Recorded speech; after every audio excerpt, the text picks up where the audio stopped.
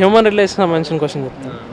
ఎం అనే person ఎన్కి sister, M అనే person ఎన్కి sister, ఎన్ అనే పర్సన్ ఓకి ఫాదర్ అనమాట. ఎన్ అనే పర్సన్ ఓకి ఫాదర్. ఇప్పుడు ఎంకి ఓకి మధ్య రిలేషన్ ఏంటి? Your thinking right.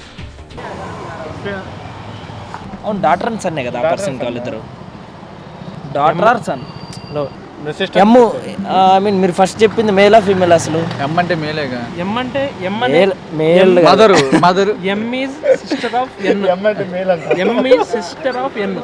Sister of సిస్టరే ఆబ్వియస్ గా డాటరే అవుతుంది. M is sister of N.